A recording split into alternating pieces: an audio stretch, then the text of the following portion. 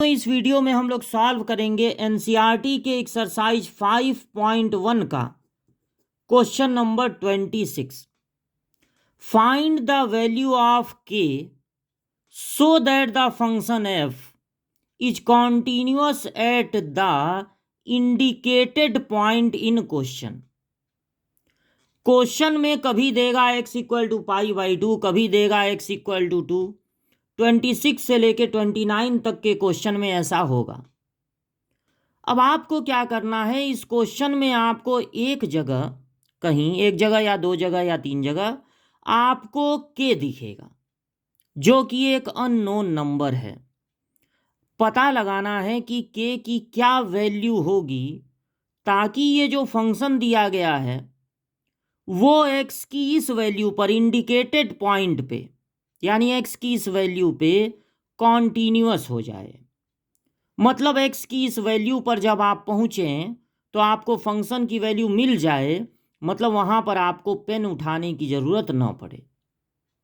तो अगर आपको x equal to pi by 2 पर इस फंक्शन को करना है कॉन्टिन्यूअस, तो for continuous at x equal to pi by 2 for, या टू बी लिख दीजिए, to be continuous at x equal to pi by 2 पर कॉन्टिन्यूअस होने के लिए तीन चीज़ों का इक्वल होना जरूरी है। इस फंक्शन की value at pi by 2, left hand limit at pi by 2 और right hand limit at pi by 2। जब ये तीनों आपस में इक्वल होंगे तभी ऐसा होगा कि पाई बाई 2 पर फंक्शन कॉन्टिन्यूअस होगा। तो ये तीनों इक्वल होने चाहिए। अब देखिए, पाई बाई 2 रखना है ना, पाई बाई 2 से कम ना पाई बाई 2 से ज़्यादा, और लेफ्ट हैंड लिमिट का मतलब है पाई बाई 2 पर लेफ्ट हैंड लिमिट का मतलब पाई बाई 2 से थोड़ा कम रखना है, और लिमिट h टेंस टू कर देना है 0।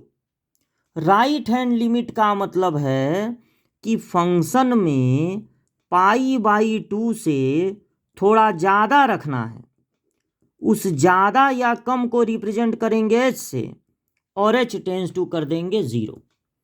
अब इसी इक्वेशन से ये इक्वल टू ये आपको k की वैल्यू पता लगानी है।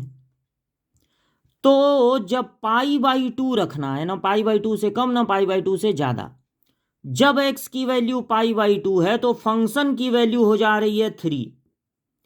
यहां पर x है ही नहीं कि हम उसकी जगह पाई बाई 2 रखें, तो 3 है तो 3 ही रहेगा। अब पाई बाई 2 से कम रखना है, तो पाई बाई 2 से जब कम रखना है तो पाई बाई 2 नहीं है, मतलब पाई बाई 2 से कम है मतलब पाई बाई 2 नहीं है, तो ऊपर वाले में रखना पड़ेगा। तो ऊपर वाले में जहां जहां आपको x दिख रहा है, पहले तो k नोट कर लीजिए, फिर cos नोट कर लीजिए, और x की जगह लिख दीजिए पाई बाई 2 माइनस h, फिर पाई माइनस 2 लिखिए और x की जगह रख दीजिए पाई बाई 2 माइनस h। दो जगह x दिख रहा है, दोनों जगह रख देंगे पाई बाई 2 माइनस h। अब देखिए, इसका भी यूज हो गया, इसका भी यूज हो गया, बस एक ही चीज की वैल्यू निकालनी है k की। तो आप इन तीनों को लें, ये कोई जरूरी नहीं है, लेकिन जरूरी ये है कि इसका भी यूज हो जाए और इसका भी यूज हो जाए। तो अब आप इसको छोड़ सकते हैं, मतलब इन्हीं दोनों में दोनों का यूज हो गया, यहीं से आपको k की वैल्यू मिल जाएगी। इसको लिखने की ज़रूरत नहीं है। जब तीन चीज़ें आपस में इक्वल हैं तो कोई भी दो इक्वल ले सकते हैं, इन दोनों को भी ले सकते हैं, इन दोनों को भी ले सकते हैं। इन दोनों को लेंगे तब दिक्कत हो जाएगी, क्योंकि पाई बाई 2 माइनस h भी आप ऊपर रखेंगे, पाई बाई 2 प्लस h भी आप ऊपर ही रखेंगे, तो इसका यूज कर ही नहीं पाएंगे। इन दोनों को लेने से फायदा नहीं होगा, या तो फर्स्ट और सेकंड ले लीजिए या फर्स्ट के साथ थर्ड ले लीजिए, और या तो इसको छोड़ दीजिए या तो इसको लिखकर टाइम मत वेस्ट कीजिए। अब इसी से आपको के की वैल्यू मिल जाएगी। थोड़ा इसको सॉल्व करते हैं। 3 equal to limit h tends to 0। देखिए π/2 का मतलब होता है 90। अगर इसको रेडियन को डिग्री में बदलें तो आएगा 90।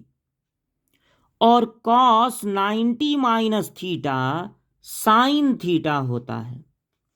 cos 90 minus theta sine theta होता है।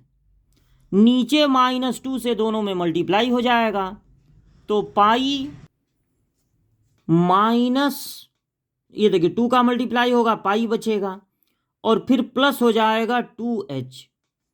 ये पाई पाई हो जाएंगे कैंसिल, तो 3 equal to limit h tends to 0 k sine h by 2h। देखिए आप इस साइन h को देखिए और h को देखिए, sign h by h।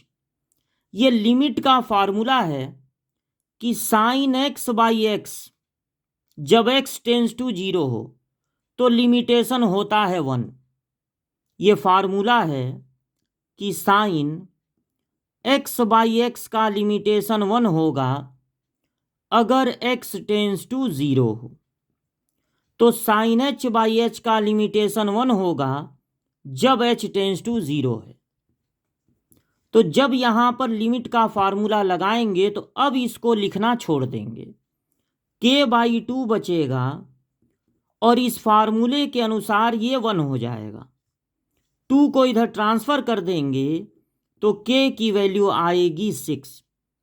k की वैल्यू जब 6 रहेगी तब π/2 पर ये फंक्शन कॉन्टिन्यूअस रहेगा। मतलब π/2 पर जब आप इसका ग्राफ बनाएंगे तो π/2 पर पेन उठाने की ज़रूरत नहीं पड़ेगी।